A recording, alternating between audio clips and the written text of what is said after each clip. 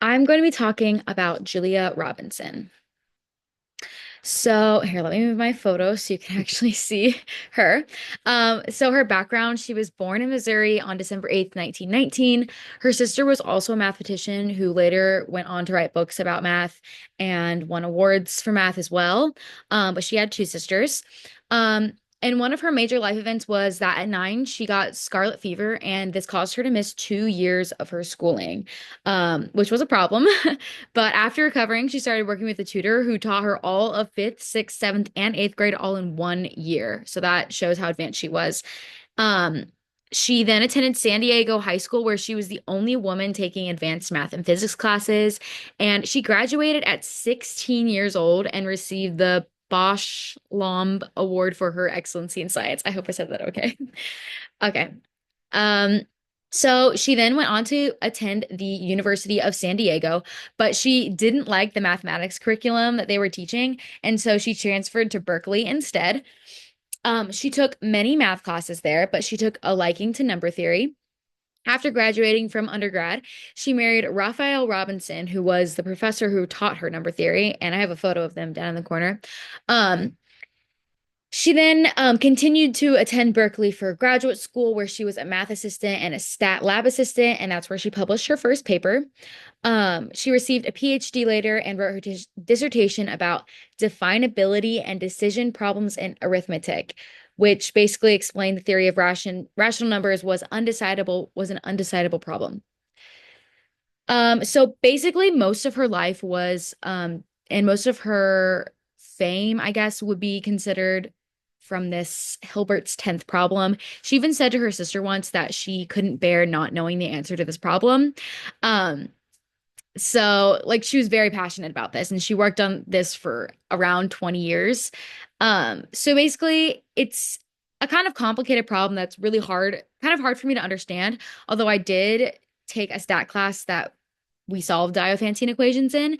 Um, so it's basically like if you're given like a polynomial that has three variables that you want to find out like what the solutions would be, but they're not just like regular polynomials. So I gave an example of one that has two variables that I solved in my math class, and you're supposed to solve like what X and Y could possibly be. So she was working on this for a really long time. There was even a hypothesis called the JR hypothesis, which she developed and was named after her um while she was trying to find the solution to this, which was really also key in proving this theory. Um, but it wasn't the full thing. And so later she met a professor from the University of California who was trying to prove the opposite of what she was proving. And so they started working together and they eventually came up with the Matyasevich theorem. That was named after the other professor, which they then solved. Uh, so I gave an example of like a Diophantine equation and how I would solve it. And then I also have this quote down here that says, give me a Diophantine equation with a parameter such that the biggest solution is of exponential order compared to the parameter repeatedly. And I picked this quote because it was in her own handwriting, which I thought was really cool since it's from, she lived a long time ago.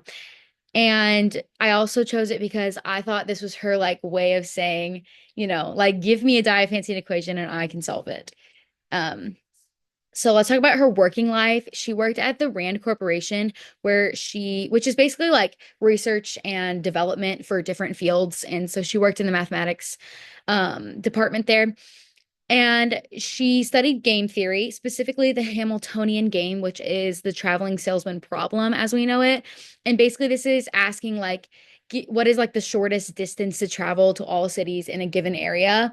Um, and so I put a picture of her work on the right, and that's the best photo I could get. It's a little blurry, but that's a matrix that she had created to prove this.